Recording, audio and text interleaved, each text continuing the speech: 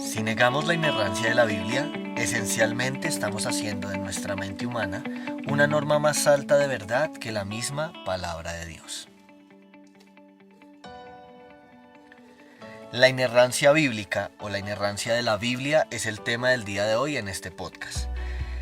Creo que muchas personas, aún en creyentes, existe un conflicto con creer que la Biblia no tenga errores. Y en este podcast lo que queremos es tratar de aclarar, abrir el panorama un poquitico acerca de la inerrancia bíblica. Y para ello pues yo creo que debemos comenzar hablando acerca de qué es la inerrancia. ¿Sí? Es un término que de pronto no utilizamos comúnmente, pero que es importante conocerlo. Entonces hoy me acompaña Cami y quiero, Cami, que nos digas, bueno, ¿qué es la inerrancia? ¿Qué podemos entender por inerrancia? Bueno, muchas gracias, un saludo cordial también a todas las personas que nos están escuchando. Y esta es una pregunta muy importante y es fundamental en este tema. ¿Qué es la inerrancia? Voy a estar dándoles una definición pues del diccionario tal cual, y ahorita pues más adelante obviamente vamos a estar ampliando el término. La inerrancia es la cualidad de estar exento de error. También en teología cristiana, la inerrancia bíblica es la creencia religiosa de que la Biblia, por ser inspiración divina, está excluida de errores. Entonces decimos que en sí la inerrancia es aquella que no tiene errores. Estar exento de error. Bueno, yo tengo otra pregunta. Siempre arrancamos con preguntas. Sí, pues en la academia Para tratamos de contestar cada una de estas preguntas, pero yo entiendo que como creyente me va a ser más fácil creer, ¿cierto? En que la Biblia es perfecta y no tiene errores, pero ¿puedo enseñar a un no creyente acerca de la inerrancia de las Escrituras? Bueno, mira, podemos enseñar acerca de este término de la inerrancia a un no creyente. Sin embargo, es posible que esta persona no lo vaya a comprender o sencillamente va a empezar a cuestionar todo. Para ampliar esta respuesta, quiero compartir un versículo que está en el Salmo 119, 18, el cual dice: abre mis ojos para ver las maravillas de tu ley. Entonces aquí también para todas las personas que nos están escuchando, nuestra intención con estos episodios y asimismo nuestra intención en general como cristianos nunca debe ser la de probar que la palabra de Dios es verdad. ¿Sí? Nosotros lo creemos porque el Señor a través de su misma palabra ha encendido nuestro corazón y ha abierto nuestros ojos y nosotros sabemos por medio del Espíritu Santo que la palabra es verdad porque día a día hace un efecto en nuestras vidas. Sin embargo, esto para los creyentes va a ser sencillamente para los no creyentes sencillamente va a ser una locura, y eso pues lo confirmamos en la palabra de Dios allí en 1 Corintios 18, que dice que la palabra de la cruz es locura para los que se pierden, pero a los que se salvan, esto es a nosotros, es poder de Dios. Sí, mira que lo que dices es muy importante, y porque de pronto nosotros en cada uno de los podcasts hemos tratado el tema de los creyentes y no creyentes, y es porque nosotros nos vamos a encontrar con personas que nos van de pronto a preguntar o van a hacer comentarios acerca de los errores de la Biblia, y pues debemos tener un poquitico más de conocimiento acerca de ello, y por qué no poderles compartir a ellos este podcast o la información que hay en esta academia o en la palabra de Dios sobre todo. Sí, totalmente. Y además, algo importante que debemos tener en cuenta es que si el versículo dice que la palabra de Dios es locura a los que se pierden, no quiere decir que nosotros no debemos compartir este mensaje porque, no, es que ese como no ha querido creer, entonces ya no le predico porque es alguien que no se va a salvar. No, todo lo contrario, precisamente la palabra de Dios es la que hace el efecto. Nosotros creímos por la palabra de Dios que nos fue dada. Entonces nosotros no sabemos si a través de este podcast, a través de una palabra, de un versículo que tú le compartas a alguien, Cristo va a encender el corazón de esa persona a creer y se va a convertir en un nuevo creyente. Entonces nuestra obligación, la gran comisión que nosotros tenemos es de predicar la palabra, compartir y presentar siempre a Cristo. No debatir acerca de la palabra, sino presentar a Cristo crucificado y el mensaje de salvación. Me parece muy muy importante, además que todos somos responsables de alguna manera de predicar el evangelio. Sí, es verdad, y también tener en cuenta que ningún incrédulo se va a convertir en creyente fuera de la palabra de Dios, es por la palabra de Dios. Y quiero compartir rápidamente, antes de entrar así en materia, un versículo que está en 1 de Pedro capítulo 1 versículo 23, el cual dice: habiendo nacido de nuevo, no de simiente corruptible, sino de una incorruptible, por la palabra de Dios que vive y permanece para siempre. Entonces la palabra de Dios es la que hace el efecto. la palabra de Dios siempre, siempre hará el efecto y transformará nuestros corazones. Por eso la intención de la academia es comprender la total suficiencia de la Escritura para encontrar el plan de Dios en todos los problemas de la vida. Seguimos saludando a las personas que están escuchándonos a través de este podcast. Ha sido una bendición muy bonita poder desarrollar estos temas, además que hemos podido compartir con personas que nos han escuchado y ha sido muy bonito escuchar de parte de ellos que han aprendido acerca de la palabra de Dios, que es lo que más nos interesa a nosotros. Total. Y para ir entrando en materia, siempre nos gusta manejar ciertos puntos, manejar cierto, llamémoslo así, un cronograma de lo que vamos a realizar. Entonces, ¿cómo vamos a trabajar o cómo vamos a manejar el tema de la inerrancia al día de hoy para profundizar un poco más? Bueno, más adelante vamos a estar viendo algunos desafíos acerca de la inerrancia, pero el primer punto que vamos a tratar es definir dos términos importantes, que son la inerrancia y la infalibilidad de la Escritura como tal. Entonces, vamos a empezar con algo infalible. ¿Qué es algo infalible? Sencillamente que no puede fallar o no puede equivocarse. Y algo inerrante, como lo dijimos anteriormente, es la cualidad de estar exento de error. Ok, me dices que hay dos términos que se pueden parecer, ¿cierto? Sí. Que son muy usados, que es que la palabra de Dios es infalible y es inerrante, como ya nos diste aquí las definiciones, pero de pronto nos queda un poquito de duda como, bueno, ¿y cuál es la diferencia? Vimos las dos definiciones, pero ¿cuál sería la diferencia? Entonces, ¿cómo nos puedes explicar eso un poquito más dinámico, Carlos? Entonces, mira, para nosotros darnos cuenta que la palabra de Dios es inerrante e infalible, vamos a tomar como ejemplo un examen. Digamos que yo presenté un examen de ortografía cuando estaba en el 4º grado. Cuando estaba en 4º de primaria presenté un examen de ortografía, eran 10 puntos y tuve 10 de 10. Okay, ¿sí? Entonces, sí, digamos, podemos decir que ese examen fue inerrante porque no tuve ningún error. ¿sí? En ese examen que era de ortografía, no tuve ningún error de ortografía, entonces fue un examen inerrante, que no tuvo ningún error. Ahora, para definir el término infalible, decimos que no puede fallar o equivocarse. Años después, tal vez yo estando en bachillerato, incluso en la universidad, miro ese examen y digo, uy, no tuve errores de ortografía, pero tuve errores tal vez de gramática, de redacción, de signos de puntuación. Entonces vemos que el examen fue inerrante, pero no infalible. Entonces digamos ahí, trayéndolo a la palabra de Dios, la palabra es inerrante porque no tiene ningún error, pero asimismo es infalible porque ella no se equivoca, ¿sí? En ningún aspecto de la palabra de Dios hay falla o hay error, por eso decimos que es inerrante, pero también es infalible. Ok, me parece muy bonito lo que nos acabas de explicar, porque ya nos empieza a quedar un poco más claro, ¿sí? Seguimos abriendo el panorama y seguimos aprendiendo palabras nuevas. No sé si de pronto nuevas personas que nos están escuchando nos pueden dejar si quieren en los comentarios si alguna vez habían escuchado estas palabras acerca de la Biblia. O qué otras palabras ustedes han escuchado acerca de la Biblia, podrán dejárnoslas ahí, de pronto podemos investigarlas y mirarlas. Pero tengo una pregunta así crucial, y es que estas palabras no las he escuchado en la Biblia. ¿Sí? O sea, directamente no me dice, aquí dice el Señor, mi palabra es inerrante, ¿sí? O mi palabra es infalible, no lo dice literalmente hablando en la Escritura. Entonces yo diría, bueno, entonces ¿sí es de la Biblia o no es de la Biblia? ¿Qué me puedes decir tú, Cami, al respecto? Bueno, si bien no vamos a encontrar los dos términos, como tú dices, literalmente en la Escritura, la palabra nos habla, ella nos dice que es inspirada por Dios, nos dice que es completamente pura, que es perfecta, que es veraz. Entonces digamos que estos términos son utilizados para declarar la total autoridad de la Escritura. Entonces ya sabemos que es inerrante porque no tiene ningún error, pero también es infalible porque no falla, no se equivoca.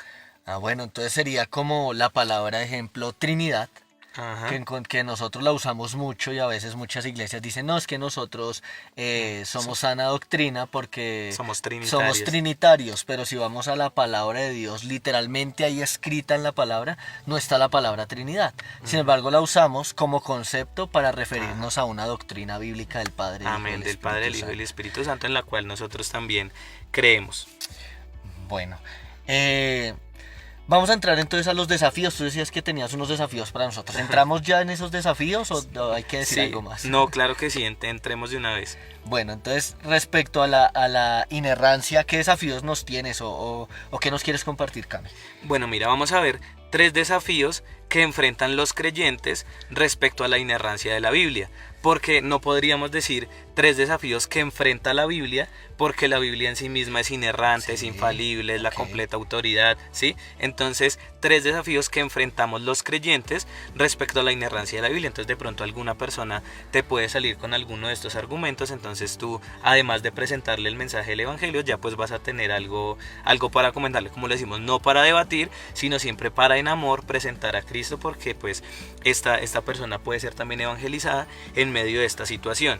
Entonces, el primer desafío es el siguiente. Yo pues voy a leer una parte también del libro que ustedes saben que estamos tomando como referencia para hacer este estudio, que es el del hermano Wayne Grudem, y dice así: no debería ser problema para nosotros afirmar que la Biblia es absolutamente veraz en todo lo que dice y que usa el lenguaje común para describir fenómenos naturales o darnos aproximaciones o cifras redondas cuando son apropiadas en el contexto.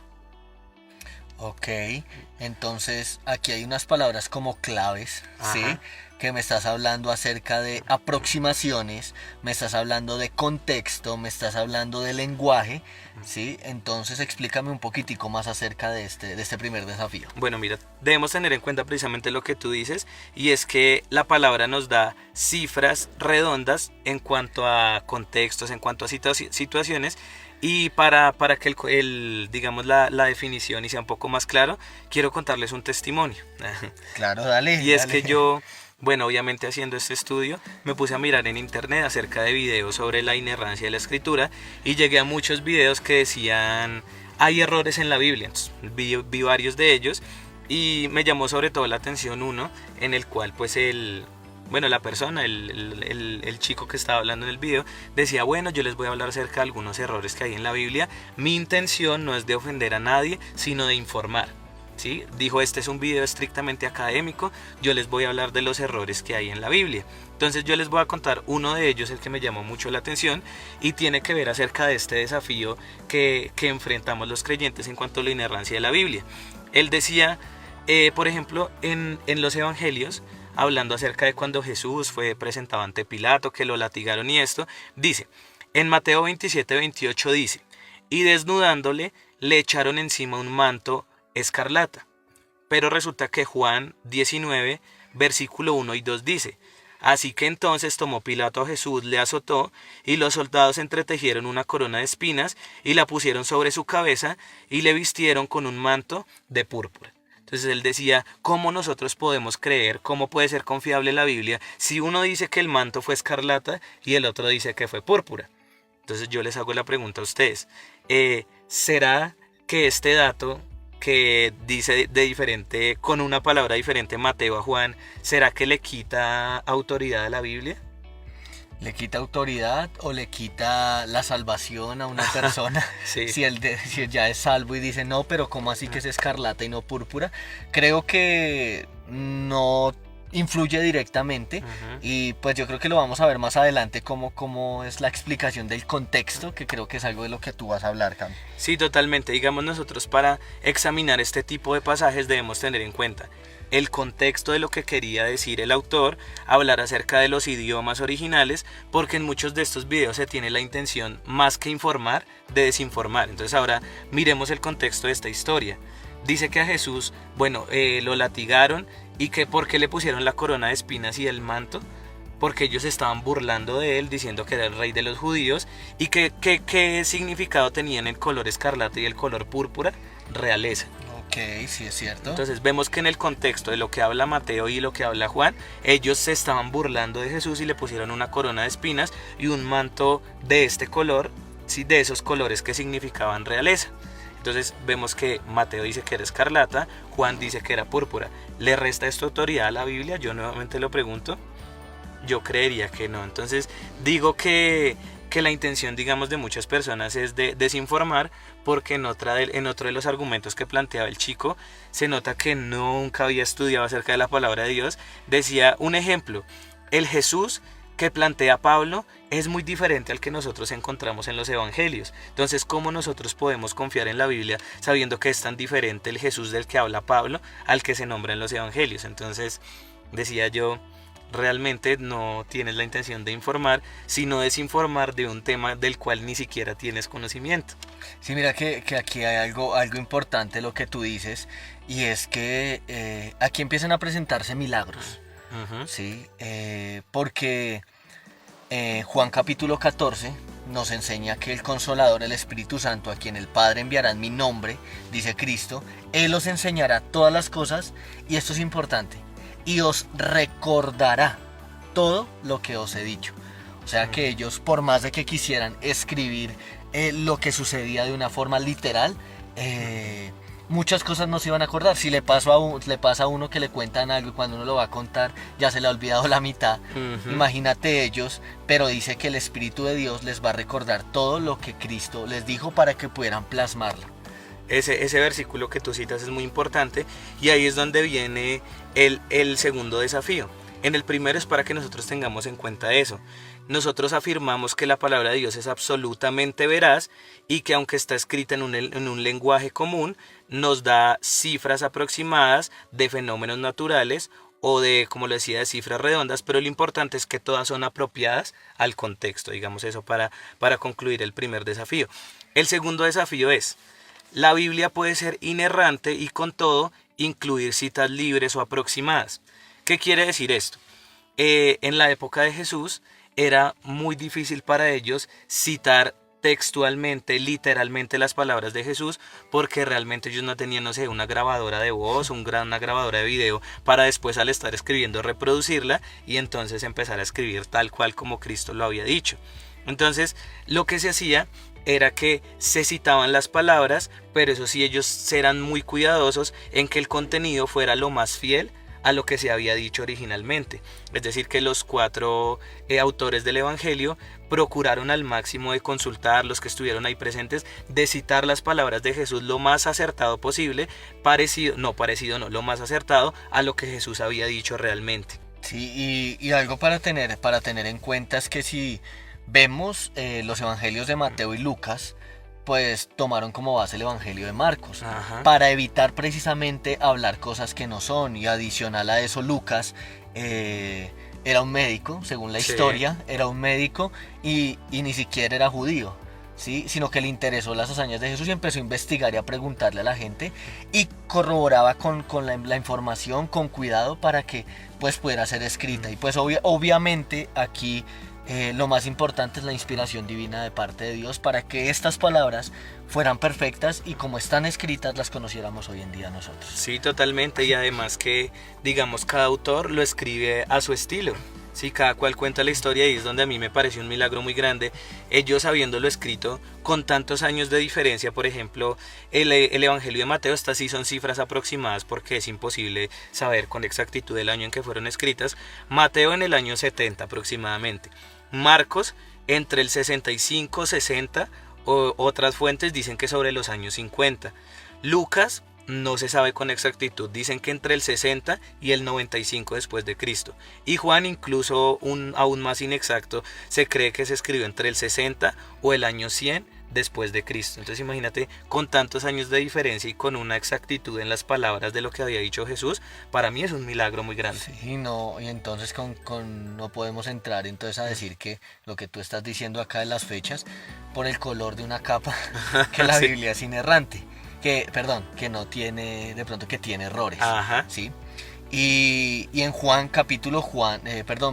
libro de Juan, capítulo 21, versículo 25, hay un texto que a mí me impacta mucho, y es que dice que un fragmento dice: ni aún en el mundo cabrían los libros que se habrían de escribir acerca de Jesús, ¿sí?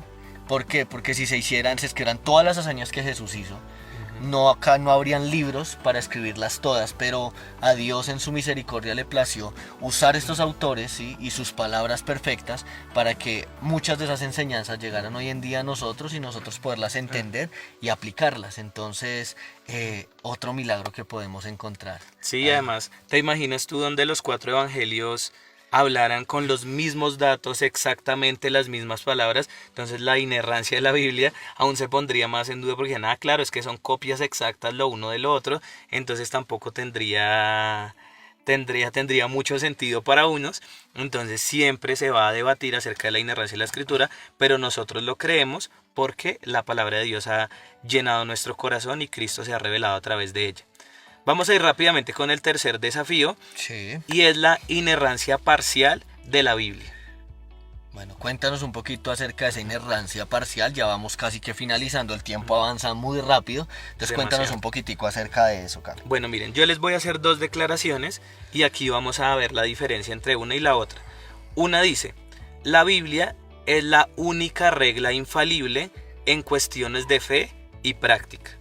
Otra dice, la Biblia es únicamente infalible cuando habla de fe y de práctica, es decir, con temas relacionados con nuestra fe religiosa y nuestra conducta ética. Es decir, tiene una infalibilidad limitada. Entonces, ¿por qué hago referencia en estas dos declaraciones? Porque muchas personas que de pronto tal vez no son seguidores de Cristo creen en la inerrancia de la Biblia o en la infalibilidad de la Biblia, pero solamente en cuestiones religiosas, en cuestiones de fe y de práctica, de cómo debemos conducirnos. E incluso muchos creyentes también tienen esta declaración o tienen esta postura que la Biblia es únicamente inerrante en cuestiones de fe y de práctica porque te dice cómo debes conducirte, pero si miramos de pronto algunas disciplinas o algunas ciencias como la historia, como la geografía, tal vez incluso como la misma teología, ahí hay errores y las personas dudan, y esto es algo con lo que nosotros debemos tener mucho cuidado, porque si tú eres de la postura que piensas que la Biblia es únicamente inerrante e infalible en temas de fe y de conducta, entonces cabe la posibilidad de que tú empieces a dudar si realmente es palabra de Dios, que es inspirada por Dios y que es útil para todo lo que ya hemos estudiado en los podcasts anteriores. Entonces nosotros como cristianos debemos tener mucho cuidado en estas posturas que vamos a asumir. Ok, y viéndolo, digamos, desde el punto de vista, como tú lo estás tomando, la Biblia abarca muchísimas cosas, ¿sí? Ujú. Que ya vamos a seguir viendo en los demás episodios, no vamos a ahorita profundizar más en ello, pero creo que hemos abierto un panorama acerca de la inerrancia y es importante que nosotros como creyentes lo tengamos en cuenta. Sí, y algo respecto a este punto acerca de la inerrancia parcial de la Biblia, ¿qué postura debe tomar la Iglesia de Dios? ¿Qué postura debe tomar la Iglesia de Cristo? Sencillamente, el tema de la autoridad, de la inerrancia y de la infalibilidad de la Biblia descansa para nosotros sobre el tema de la autoridad de Cristo. Es decir, nosotros al ser seguidores de Cristo debemos examinar qué decía Cristo acerca de la Escritura. Sí, cuál era la perspectiva que tenía Jesús acerca de la Sagrada Escritura. Y versículos hay muchísimos, pero sobre todo vamos a leer uno en particular que siento yo que resume lo que Cristo pensaba acerca de la palabra. Si ese lo encontramos, si no estoy mal, en Juan 17:17 que Ajá. dice, santifícalos en tu verdad, tu palabra es verdad. Amén. Ahí también podemos decir que está resumido el mensaje de salvación en ese versículo. Entonces, la Iglesia de Cristo descansa en la autoridad de Cristo y en lo que Él decía acerca de la Escritura y la palabra de Dios. Bueno, yo creo que se nos está acabando ya el tiempo, no queremos hacerlo más largo. Ujú. Sí, ¿cómo podemos ir terminando? Creo que tienes un desafío y una tarea para Sí. las personas que nos están escuchando, y si llegan a hacer esta tarea, pues pueden comentarnos, decirnos algo en los comentarios, y con mucho gusto nosotros en los próximos episodios vamos a comentar. Sí, realmente este tema de la inerrancia de la Biblia es un tema demasiado profundo y demasiado bonito que hace que tú te enamores aún más de la palabra de Dios. Amén. Es cierto. Y sobre todo te motiva a querer compartir este mensaje con aquellos que no lo conocen para que puedan entender el plan de salvación y que puedan realmente encontrar a Cristo. Entonces, hablando acerca de la tarea que les vamos a dejar, yo quiero contarte una historia y ahorita les voy a decir cuál es la tarea que les vamos a dejar. Resulta que en el mes de octubre del año 1978 se reunió el Concilio Internacional de Inerrancia Bíblica, donde se reunieron más de 200 líderes evangélicos para hablar sobre la inerrancia de las Escrituras, ya que, como también se hace en la actualidad, se estaba cuestionando acerca de la inerrancia e infalibilidad de la Escritura. Dicha reunión dejó como resultado un documento con 19 declaraciones poderosas sobre la inerrancia de la escritura. Este documento, y ahí es donde le dejamos la tarea, se llamó Declaración de Chicago sobre la inerrancia bíblica. Vale realmente la pena leerlo porque en 19 artículos resume todo lo que ellos dijeron acerca de la inerrancia, y realmente es muy bonito y es muy edificante porque te muestra la palabra de Dios de una forma tan completa, tan profunda, y realmente esto fortalece bastante nuestra fe. Sí, entonces esa es la tarea y nosotros vamos a compartirle de esos 19 artículos, vamos a compartirle uno que está en el artículo 19 de esta Declaración de Chicago. Y dice de la siguiente manera: afirmamos que una confesión de la completa autoridad, infalibilidad e inerrancia de las escrituras es fundamental para tener una comprensión sólida de la totalidad de la fe cristiana. Afirmamos además que dicha confesión tendría que llevarnos a una mayor conformidad a la imagen de Jesucristo. Ahora, negamos de que dicha confesión sea necesaria para ser salvo. Y negamos además, sin embargo, de que esta inerrancia puede ser rechazada sin que tenga graves consecuencias para el individuo y para la iglesia. Amén. Ahí los dejamos con esa cuñita que quieran, esa espinita que quieran profundizar. Sí, profundizar. Y también yo quería decir algo, y es que además del libro de Wayne Grudem, nosotros también miramos varias referencias que les queremos aquí compartir, de R.C. Sproul, del hermano Miguel Núñez, también de John MacArthur, no me acordaba el nombre, tenía el apellido MacArthur, pero igual es el nombre de John MacArthur, para que ustedes también lo busquen, Inerrancia de la Escritura, y les aseguro que ustedes van a ser edificados en gran manera. Listo, entonces vamos concluyendo y creo que vamos a concluir con un versículo para que ustedes también se lo lleven en su corazón, así como los que hemos visto a través de este episodio, que está en el Salmo 119, 97. Amén. Dice: oh, cuánto amo tu ley, todo el día ella es mi meditación. Qué bonito versículo. Amén, imagínate, sí. Y tantos años después seguimos enamorados de la ley de Dios, meditándola de día y de noche. Grábenselo en sus corazones y en sus pensamientos. Listo, hemos terminado. Acabamos este episodio. Sí. Resumimos mucho acerca de la inerrancia, pero espero les haya quedado claro y sea de mucha bendición para ustedes, que es lo que la academia quiere, llevarlos a que estudien la escritura dentro de sus contextos y puedan ser edificados. Próximo tema. ¿Cuál es el próximo tema para que los oyentes, las personas que nos siguen y nos escuchan? Entonces, antes de eso, por favor, suscríbanse al canal, ¿sí? En YouTube. Aquí nosotros les vamos a dejar el link también. Instagram, Facebook, van a encontrar las redes sociales para que por favor nos sigan y sigan compartiendo estos mensajes. Sí, también invitarlos para que los que nos siguen en redes sociales y los que no, estamos haciendo un estudio sobre Primera de Corintios y también ha sido de grande bendición y edificación. Y el próximo tema está tremendo también: claridad, necesidad y suficiencia de la Biblia. Claridad, necesidad y suficiencia de la Biblia. Otras palabras que vamos a ir desarrollando. Gracias, Cami, gracias a las personas que nos escucharon. A continuación, para finalizar, y como siempre, les vamos a dejar un testimonio referente a lo que hemos hablado el día de hoy. Espero sean edificados y sigan disfrutando de la palabra de Dios. Dios les bendiga. Bye bye a todos. Chao, chao.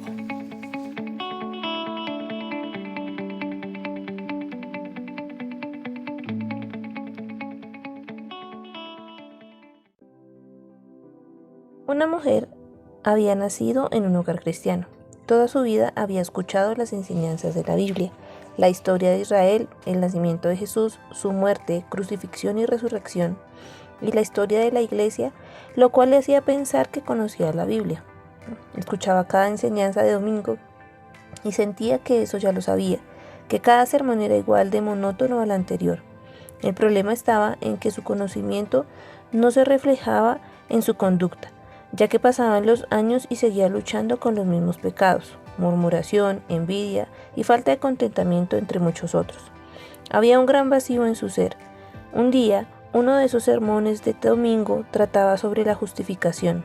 El texto principal era Romanos 5.